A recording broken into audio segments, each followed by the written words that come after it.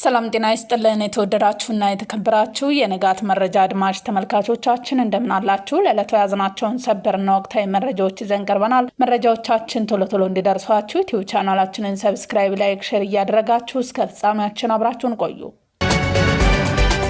የብዙዎችን ልብ በድንገተኛ ህልፈቱ የሰበረው የተወዳጁ አርቲስት ነጻነት ወርቅነህ ወይም ነፂ የሞት መንስኤና የመጨረሻዎቹ ሰዓታት ሁኔታ ይፋ ሆነ።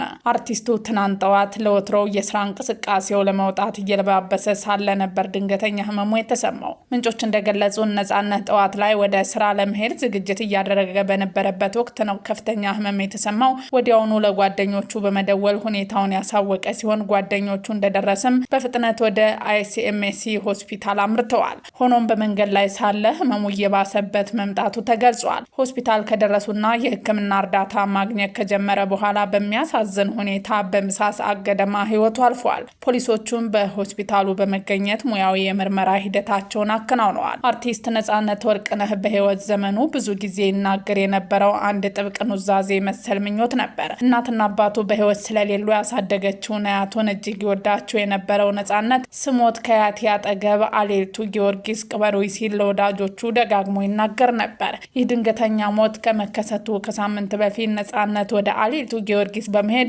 ቤተክርስቲያኑን ስለማደስና የልማት ስራዎችን ስለማከናወን ከደብረ አስተዳዳሪዎችና ከሚመለከታቸው አካላት ጋር ሲመክርና ሲነጋገር ቆይቶ ነበር። የአርቲስቱ የቀብር ስነስርዓት በሀገር ደረጃ ትልቅ ክብር የሚሰጠው መሆኑና በኪነ ጥበቡ ባላበረከታቸው አስተዋጽኦ በሚል በመጪው እሁድ በታላቁ ቅድስት ሥላሴ ካቴድራል እንደሚፈጸም ተወስኗል።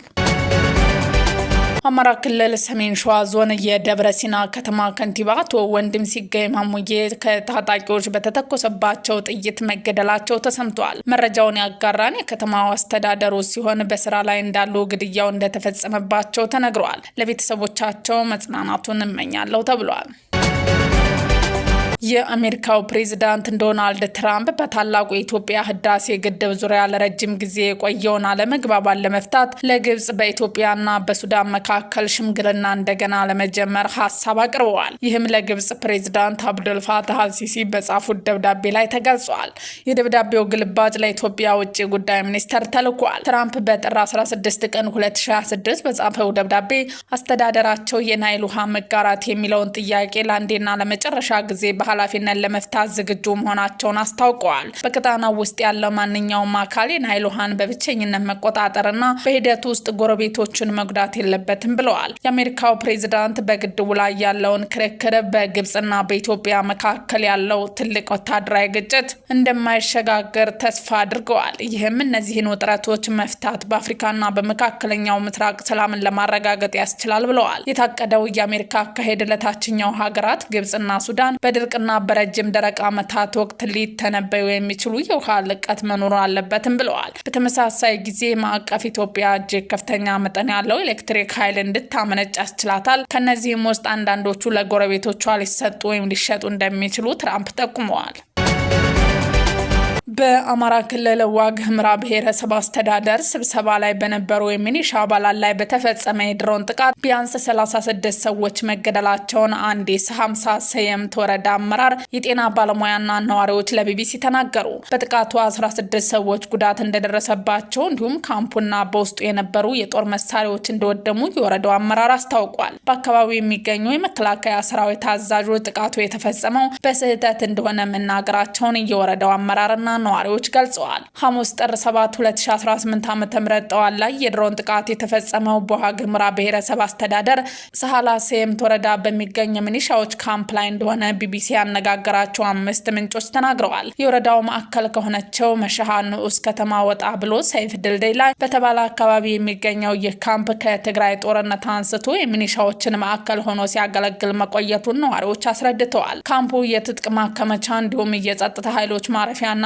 መገቢያ እንደሆነ ማክለዋል። ነዋሪዎች እንደተናገሩ ካምፑ ማዕከላቸው ያደረጉት የሚሊሻ አባላት በአካባቢ የሚንቀሳቀሱ የፋኖ ኃይሎች ወደ ወረዳው እንዳይገቡ ጥበቃ ያደርጋሉ። ጥቃቱ በተፈጸመበት ሰዓት የሚሊሻ አባላቱ ከካምፑ ፊት ለፊት ከሚገኝ ሜዳ ላይ በአዛዣቸው ስምሪት የተሰጣቸውና ቁርስ እየተመገቡ እንደነበር የወረዳው አመራር ለቢቢሲ ገልጸዋል። 3 የወረዳው ነዋሪዎችም ሚሊሻዎቹ ቁርስና ስብሰባ ላይ እንደነበሩ አረጋግጠዋል። በዕለቱ የፋኖ ኃይሎች በአካባቢው ሚሊሻ ላይ ጥቃት ለማድረስ እየተንቀሳቀሱ ነበር የሚሉት እኚህ የወረዳው አመራር የሚሊሻ አባላቱም ታጣቂዎች ላይ ለሚወሰደው እርምጃ እየተዘጋጁ እንደነበር ገልጸዋል።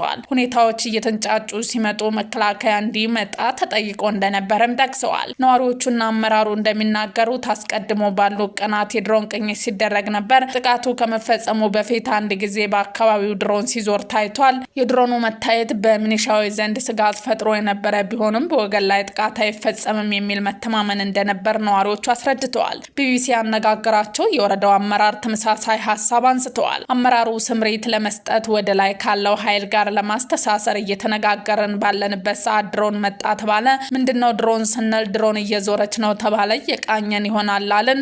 ምንም ባልጠበቅነው ሰዓት 30 ደቂቃ አይሞላም ተመልሶ መጥቶ መታ ሲሉ የነበረው ሁኔታ አብራርተዋል። እንደ አመራሩ ገለጻ በዚህ የድሮን ጥቃት 36 ሰዎች መገደላቸውን ተረጋግጧል። 16 ሰዎች ላይ ጉዳት እንደደረሰና 4 ሰዎች ሁኔታቸው እንዳልታወቀ አስረድተዋል። በአጠቃላይ በሙሉ ወድሟል። ብዙ መሳሪያዎች ተቃጥለዋል። በአጠቃላይ የሎጂስቲክስ ስራዎች ተተኳሽም እዚያው ነበረ። ሩቅ ስለሆነ እዛው ስለማናደርስ ትልቅ ተተኳሽ የሚባል ለግንባር የሚሆን ተተኳሽ የሚል የቡድን መሳሪያዎች ብዙ ቦታ ተቃጥሎ ነው የቀረው ሲሉ በንብረት ላይ የደረሰውን ጉዳት ዘርዝረዋል። የኖቤል የሰላም ሽልማቱን ትራምፕ ወሰዱ። የቬንዙዌላ ተቃዋሚ መሪ ማሪያና ኮሬና ማቻዶ የኖቤል የሰላም ሽልማቱን ሜዳሊያቸውን ለአሜሪካ ፕሬዚዳንት ዶናልድ ትራምፕ ማበረከታቸው ቢቢሲ ዘገበ። የቬንዙዌላ ተቃዋሚ መሪ ማሪያና ኮሬና ማቻዶ ከፕሬዚዳንት ዶናልድ ትራምፕ ጋር በዋይት ሀውስ ባደረጉት ስብሰባ ላይ ሜዳሊያውን እየሰጡት ትራምፕ ለቬንዙዌላ ነጻነት ለከፈሉት ዋጋ እውቅና ለመስጠት መሆኑን ገልጸዋል። የአሜሪካ ወታደሮች በካራካስ የቬንዙዌላን ፕሬዚዳንት ኒኮላስ ማዱሮን በቁጥጥር ስር ካዋሉ በኋላ ትራምፕ ለመጀመሪያ ጊዜ ያገኟቸው ማሪያና ኮሬና ማቻዶ ዕለቱን ለቬንዙዌላን ታዋቂ ቀን ሲሉ ጠርተውታል። ፕሬዚዳንት ዶናልድ ትራምፕ በማህበራዊ ሚዲያ ባስተላለፉት መልእክት ምስጋናቸውን ገልጸው ድርጊቱ አስደናቂ የጋራ መከባበር መልእክት መሆኑን ተናግረዋል። የኖቤል ኮሚቴው በበኩሉ ሽልማቱ አንዴ ከተሰጠ በኋላ ሊሻር፣ ሊጋራ ወይም ለሌላ ሊተላለፍ የማይችል መሆኑን አስታውቀዋል። ፕሬዚዳንት ዶናልድ ትራምፕ የኖቤል የሰላም ሽልማትን ለመሸለም ያላቸውን ፍላጎት በተደጋጋሚ ሲገልጹ መቆየታቸው በዘገባው ተመላክቷል። የትናንቱ ህወሓት ዛሬ የለችም ነገም አትመጣም። የህወሓት የቁጥጥር ኮሚሽን ሊቀመንበር ተክለ ብርሃን አርአያ ነባር ታጋዩ በፓርቲው ውስጥ ከማዕከላዊ ኮሚቴ እስከ ቁጥጥር ኮሚሽን ሊቀመንበር ለዓመታት በኃላፊነት ነበሩ። ሀቀኛ ከሙስናና አድሏዊ አሰራር የጸዳ ናቸው ተብለው በትግል ጓዶቻቸው የሚወስዱትን ታጋዩ ከ2 ዓመት በፊት የተካሄደውንና የህወሓትን አመራር ለሁለት ቡድን ከፍሎ ክፉኛ ያዳከመው 14ኛ ጉባኤ ህገወጥ ነው ብለው በመቃወም ፓርቲውንና ስልጣናቸውን ለቀዋል። ታጋይ ተክለ ብርሃን አርአያ ጥር 6 2018 ዓ.ም ለአንድ ሪፖርት ከተባለ ሚዲያ ጋር ህወሓትን አስመልክተው በሰጡት ከ1 ሰዓት በላይ ርዝማኔ ባለው ቃለ መጠይቅ ምን አሉ? ህወሓት በተለይ ከ1993 ዓ.ም የመሪነት መከፋፈል ወዲህ የዓላማ ጥራት ችግር ያጋጠመውና መዳከም የጀመረ ነው። ላለፉት 25 ዓመታት ሰብአዊ ሀብቱ የበተነ ፓርቲ ነው። አመራርና ባሉ በኪራይ ሰብሳቢነትና ሙስና መዘፈቅ ከጀመረ ቆይቷል። አዲስ ተተኪ ሀሳብ የሌለው በኔትወርክና ጥቅም የተሳሰረ ልል መሪነት ነው ያለው። የአሁኑ ህወሓት ስትራቴጂክ አመራር የለውም። ስትራቴጂክ አመራር የሌለው ፓርቲ ደግሞ ፓርቲ ሆኖ አይቀጥልም። የግል ጥቅም እንጂ የዓላማ አንድነት ያላሰባሰቡ አመራር ቡድኖች እየፈጠረ አንዱ ሌላውን እያሳደደ እየበላ ፓርቲውን ወደማይድንበት ደረጃ ደርሶታል። ለ60 ቀናት ተሰብስበው ከመጨቃጨቅ ባሻገር የፈጠሩት ያስተሳሰብና የአመራር አንድነት አልነበረም። በመጨረሻም አንዱ ቡድን ሌላውን ቡድን ገፍትሮ ነሐሴ 16 ዓ.ም ቁጥጥር ኮሚሽን ያልደገፈውና ያልተቀበለውን ጉባኤ አካሄደ። ጉባኤው ህወሓት ወደ 4 ቡድን መከፋፈል ያዋለደ ነው። አንዱ ቡድን ስምረት የሌለው ወልዶ የሚባል ፓርቲዎች መስርቷል። የተቀሩት ህወሓት ነን የሚሉ ደግሞ ለ2 ቡድን ተከፍለው ውስጥ ለውስጥ እየተባሉ ነው። ደብረጽዮንና ጌታቸው ህወሓትን በማዳከም ታሪክ ይጠይቃቸዋል። የትናንቱ ህወሓት ዛሬ የለችም ነገም አትመጣም ብለዋል። ውድ አድማጭ ተመልካቾቻችን የዛሬ ዜናዎቻችን እነዚህን ይመስሉ ነበር። አብራችሁን ስለነበራችሁ ከልብ እናመሰግናለን። መልካም ቀን።